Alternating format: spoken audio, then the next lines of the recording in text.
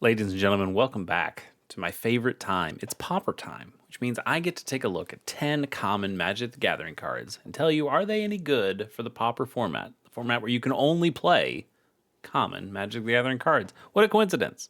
Let's start with our first card of the day. It's Rift Sower. 2 and a green for a 1/3 Elf Druid. Taps to add a mana of any color. And it also has Suspend 2 for a single green mana. So rather than cast this card from your hand, you may pay green and exile it with 2 time counters on it. At the beginning of your upkeep, you remove a time counter. When the last time counter is removed, you may cast it without paying its mana cost, and it has haste. People don't remember the haste part. That's an important part. So I don't get this card exactly. Let me show you another card. Let me show you Search for Tomorrow. I did not spell that right. Let me show you Search for Tomorrow. Originally from Plane Chase, not from Modern Horizons. Interesting. Search for Tomorrow, same mana cost, whatever, same Suspend 2 for a single green, but this is a Rampant Growth. It's a Rampant Growth that costs you 1, but you don't get the card until later, but it still only costs you 1. This is a turn 1 play. Or later in the game, it can cost you 3 if you want to just get the effect then. This has value in that you don't have to wait for turn 2 to get your ramp plan going. You don't get the ramp until later, but at least you can get the ramp plan going and use your mana more effectively. Search for Tomorrow, fantastic card. Can work in Pauper. I wouldn't say you really played in Pauper. It's more a commander thing. But the idea that you can still play something on 1, I guess you could play it in Pauper, and it would be fine. It'd be fine. If this ever comes up, we'll probably give it a halfway decent score. Rift Sower, though, this is like a Llanowar Elves, right? But it's Llanowar Elves that you either have to pay 3 for, or you pay the 1 on turn 1, but you don't get it for another couple turns. So what's the point? And this is so much worse because it's creature ramp and not land ramp. I don't like this at all. And what are you getting for this? You're getting a 1/3 instead of a 1/1. I don't think that's good. I don't think that's good at all. At all. I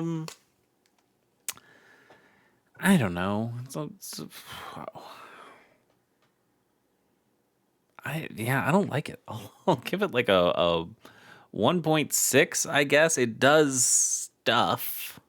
It's just not stuff I'm really interested in. That's not very good. Oh, hell yeah. Ugh. Let's talk about Fyndhorn Brownie, though. Fyndhorn Brownie, same mana cost. 2 and a green for a 1/1 oof. Used to be a brownie. Now they call it an oof. But for 2 and a green, you can tap it to untap target creature. This card is not very good. This is a lot of mana to put into, an okay effect. Untapping a creature can be pretty good. Imagine if you do this to, your Priest of Titania. There are better ways of doing it to your Priest of Titania. There are elf ways of doing it to your Priest of Titania instead of oof ways. But I love this guy. Look at this Richard Thomas art. Tell me that this is not perfect. It's so good. I have a copy of this in white border for my white border cube. I have a copy of the Ice Age art because I just love it. Because I just wanted it. Fyndhorn Brownie is not good at all. Never play it in Pauper. I'll give it a 1.1. It does not deserve that. But I can't give it a 1. I love it. I love it too much to give this thing a 1. It's a 1.1. Oh, let's move on. Fyndhorn Brownie, I love you so much. We get a new card, a Lorwyn Eclipse card, which technically we've already done. You should go watch I'm not going to tell you have to go watch a 2.5 hour YouTube video, but I did rate this card already. I don't remember what I rated it, but again, really good art. Richard Kane Ferguson coming back to do some Lorwyn Eclipse art. 4 mana for a 3/4 Changeling with Reach. It's not the worst, but it's not the best. The Changeling part's the coolest part of it. I'm not going to give it a score here because, again, I already scored it. We just won't count it. But cool to get a Lorwyn Eclipse card. Here's a Cons of Tarkir card. Cons of Tarkir, easy for me to say. Unyielding Krumar is 3 and a black for a 3/3 orc warrior. For 1 and a white, this creature gains first strike until end of turn. You get it? Because it's like a. Is this Mardu? Is a Mardu guy? Is that Mardu or is that Abzan? I can't remember the symbols. This was not. I like the Khan's clans, but I cannot remember them from the symbols at all. And this one doesn't say specific. Oh, here, Watermark Abzan. Look at that. Haha. I'm using Scryfall correctly. This is an Abzan guy. That makes some sense. Anyway, a 3/3 for 4 that can sometimes get first strike, but you have to put more mana into it. It's not very good, and that's why it's 2 pennies. And it got a list printing. Why would you give this thing a list printing? That's a waste of a list printing. I'm gonna give this thing a 1.4. Next is a Champions of Kamigawa card. We are getting some banger ish things today. Consuming Vortex is 1 and a blue for an instant. That's also an arcane spell. Ooh, arcane. You return target creature to its owner's hand. Ooh, it's an unsummon for double the cost. But you can also splice onto arcane for 3 and a blue. As you cast an arcane spell, you may reveal this card from your hand and pay its splice cost. If you do, add this card's effects to that spell. So you get to keep this card in your hand. Like you reveal it and you get the effect, but then you keep the card so you can play it again later. That's why the splice cost is so high. Is they realize that, oh, we can't just let them unsummon the entire game. That would be ridiculous. You can't just now you do have to play a different arcane spell to be able to splice this onto that other spell. I actually really like the splice mechanic. I wish they would do more with it. It was kind of a disappointment to me to go back to Kamigawa with Neon Dynasty and not do any arcane stuff, not even as a cameo. But I get that it's a parasitic mechanic they don't really love. I just love it. I wish we would have done more with it. I don't think we've even seen like a Modern Horizons card or a new like Masters level kind of set card that has played in this space. Be nice. Anyway, for the most part, this is garbage, right? Unsummons in this format. What's the Aether Drift one that's just better than Unsummon? Bounce Off, I think is what it's called. That's also in the Pauper format. You could just play those. And there's tons of other Unsummon style variants that you can play. And they all cost 1, and this costs 2. And that's kind of the end of the story. There also aren't a whole lot of arcane spells that are played in Pauper, especially now that High Tide is banned out of the format again. We were using some splice spells then, but even when we were, this I don't believe is one of them. It's not a very good card, but it does make me happy to see a Champions of Kamigawa card. And let's give it a 2. Let's give it a 2. Even a bad unsummon is still 2 worthy. Adaptive Snapjaw is 4 and a green for a 6/2 lizard beast with Evolve. Whenever a creature you control enters, if that creature has greater power or toughness than this creature, put a +1/+1 counter on this creature. I think Evolve is a pretty good mechanic. I've always enjoyed it. And this is kind of fun, right? 6/2 big stats, but also pretty fragile, knowing that it's just 2 toughness. You're paying 5 for it, so 5 mana for a pretty fragile, but a big like glass cannon, right? That's kind of cool. But the idea that, hey, it's got Evolve, so you keep playing some creatures with, probably bigger toughness than power, considering this guy's 6 power, but you build up a couple creatures with better toughness, and now this guy is becoming really respectable. A 7/3, an 8/4. I think especially when it's like 8/4 and better, you go, damn, this thing is healthy and is going to do some real damage. Problem is, it's going to take a little while to get there. And this thing already costs 5 mana. It doesn't have any other keywords outside of Evolve, so without some kind of evasion like a Trample or even like a Reach and Vigilance, or any of those things would have been somewhat useful here to, I don't know, push this into more relevancy, and it just kind of doesn't have it. There's lots of big creatures out there. It's pretty easy to make big creatures. I do like this is a big creature that gets +1/+1 counters, so you can do fun proliferate stuff with them. But at the end of the day, it's still just kind of a big vanilla creature, and big vanilla creatures, especially at this mana cost, just don't really do it for me. I would rather spend 4 and a green on the what is it called? The Avenging Hunter, and get the initiative. And that's a 5/4 with trample, so it's relevant. It's relevant at many points in the game, and it's just a better card. So this thing I'll end up giving a somewhat disappointing. Let's give it like a 1.8. No, it's better than that. It's better than the Consuming Vortex, isn't it? It's like a 2.2. Let's give it a 2.2 and keep on going. Flash Flood. I like this card. Flash Flood's a single blue mana for an instant. You can choose one. Either destroy target red permanent, return target mountain to its owner's hand. So it's not as good as a blue Elemental Blast. It's not as good as a Hydro Blast. But it's still pretty good. Single blue mana to destroy a red permanent. Any red permanent. Artifact, enchantment, creature. There aren't any planeswalkers, and I don't think there are any battles that are in the Pauper format. But you can do any of those things, or you can get some incredible tempo and bounce a mountain to the opponent's hand. That's also cool. Imagine slowing down red like that, especially early game. This is such like a tempo killer for like mono red that is trying to go as fast as possible and burn you out. For you to go, what if you just like took a turn off? Had to replay that land again. Awesome, just awesome stuff. I think this is a pretty good card that does not get nearly the flowers that it should get. I like this card. I like it quite a bit. Obviously, a sideboard piece in the same way that Hydroblast and Blue Elemental Blast are. And it's really hard to recommend something like this when you could just play 4 Blue Blast and 4 Hydroblast and get mostly the same effect. And the counter spells are honestly going to be really nice too.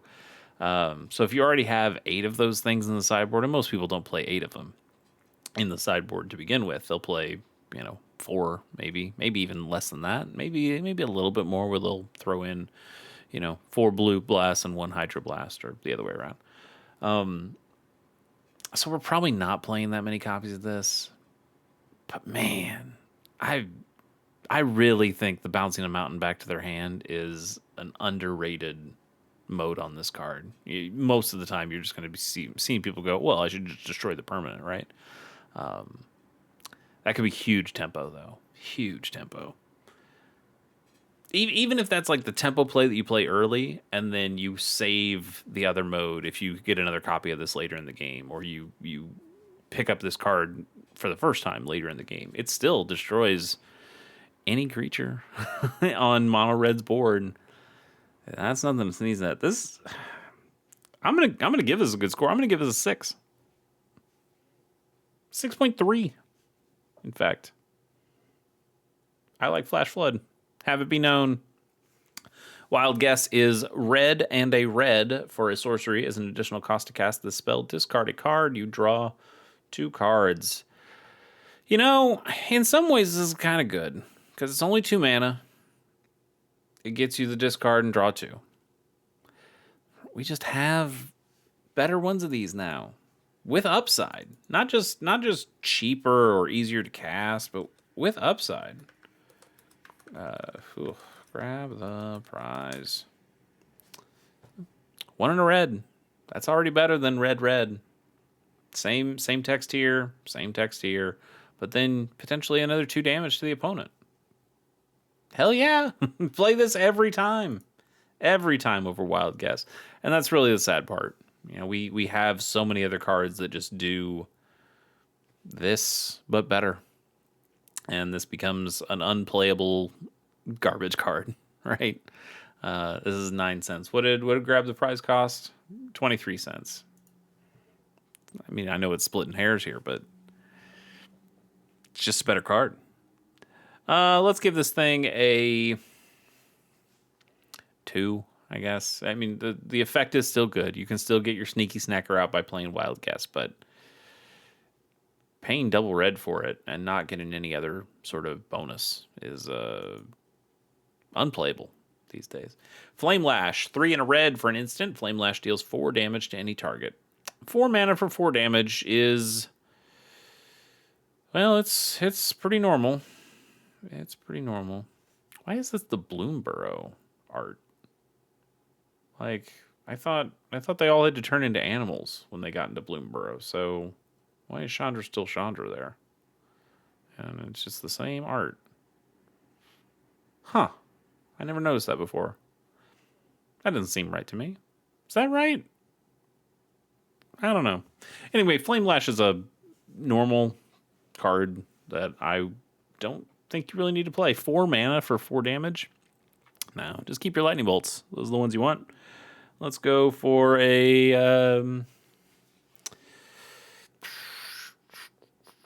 2.1. Stone Rain. Yes. Stone Rain. Classic. Have we done Stone Rain? I feel like we've done Stone Rain before. But I'm gonna say that we haven't, and I'm gonna have fun with this one. I like Stone Rain.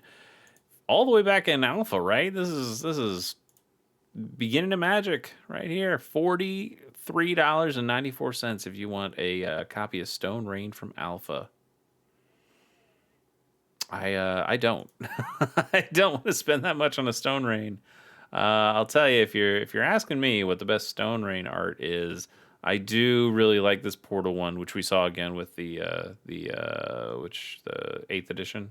But I do really like that Portal art. It is pretty good. I think the Portal Second Age art is also pretty good.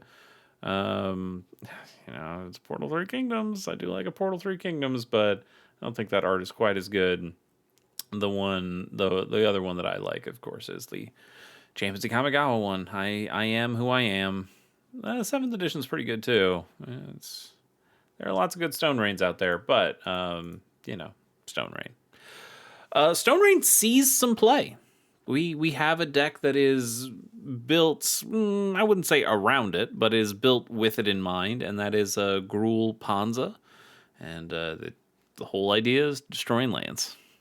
Cool. It's cool to have a land destruction deck in Pauper. That's not that is such a, it feels like such a taboo thing. When you play Commander, land destruction, can't have it.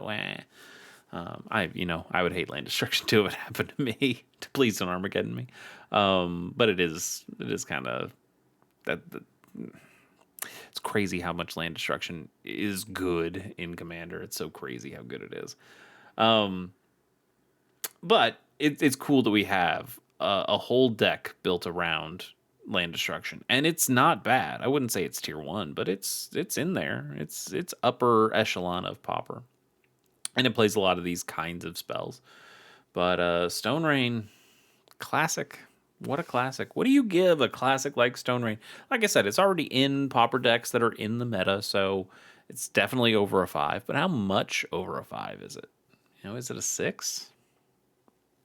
It's better than Flash Flood.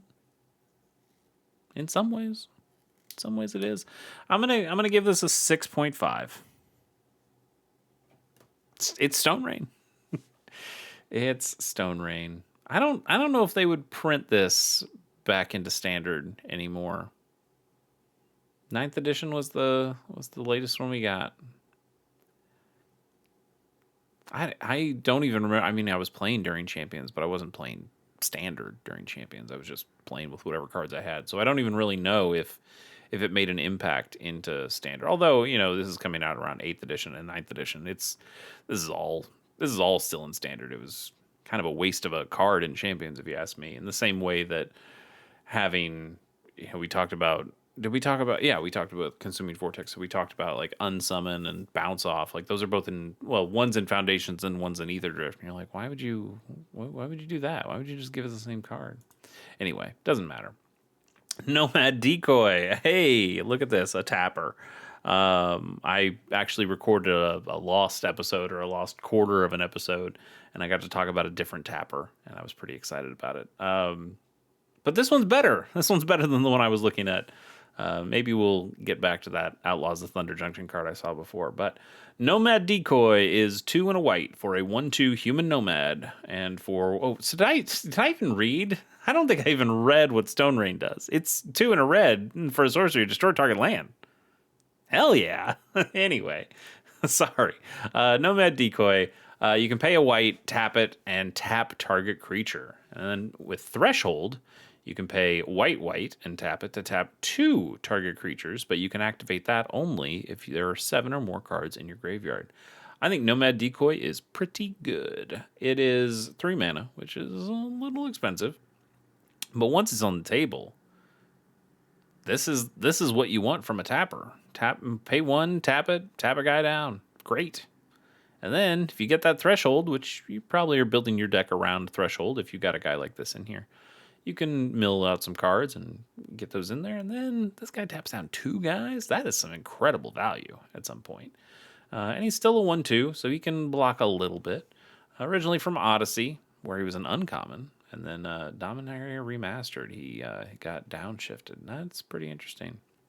Still the problem, and this is this is the card I was looking up when everything went down and didn't allow us to continue that lost episode. So let's see if it works now. It does. Master Decoy. Master Decoy is just in Pauper already. Probably should play Master Decoy instead. It's 2 mana, less mana, still the same stats, and you don't get the Threshold part, but it's cheaper to put it down. So I don't know what to tell you. I think Master Decoy is the play. There's also good arts of Master Decoy. I mean, especially this one, but I also really like this art. I think that's a solid art as well. Anyway, Nomad Decoy, good card. Good card. Let's go for like a 3.6, I guess. Which I think is a halfway decent score when you're just talking about commons. Ho, ho, ho. Oh, baby. Oh, baby. We got Snap. Snap up in here. 1 and a blue for an instant. Return target creature to its owner's hand. And then you untap 2 lands. Isn't it crazy? Isn't it crazy? We were just looking at Consuming Vortex. I mean, 1 and a blue for an unsummon effect. Unplayable. We can't. This is garbage. And now here we are going 1 and a blue for an unsummon effect. This is incredible. And it's incredible because it has those very important 5 last words. Untap up to 2 target lands. That's that's important. That's really important. This is basically a free spell in many ways. This is so good, and potentially even more. This can net you mana, especially if you're playing like the Ravnica bounce lands. This card is so good. It's used in a lot of different decks. You know, Blue Terror will sometimes play this. Fairies definitely plays this. I've got copies in my Fairies deck. Most blue decks could play this. I would say most blue decks can play this. I don't think I have it in my Cawgates deck, but you certainly could. That's a deck that also uses bounce lands, so this is pretty good for that. Snap is just a great card. Kills tokens dead. That's great. Incredible tempo shift to stop an opponent. Imagine your opponent goes to combat. They attack you. Let's say, I always use the Serpents as an example, but let's say it's a Gurmag Angler. Attack you with a Gurmag Angler. And you go, okay. Snap it back to your hand. Cool. I untap 2 lands, and I'm in blue, so I untap 2 islands. And your opponent goes, well, okay, I guess I'll just, second main phase, I'll try to play the Gurmag Angler again, and I've got to delve some other cards to make it cast it cheaper. And you go, cool. Well, I've got my 2 blue up, so I'm just going to counterspell. That's so good. That is such a tempo killer. That is the things you can do with Snap. Awesome.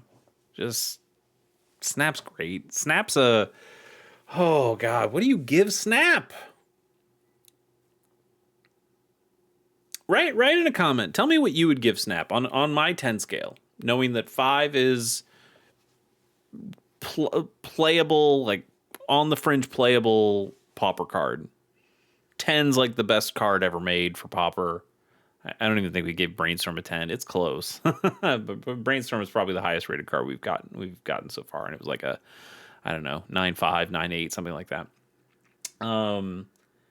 And then, anything under 5 is various versions of unplayable, which this definitely does not apply to. What do you give it? Have I given you enough time to figure it out?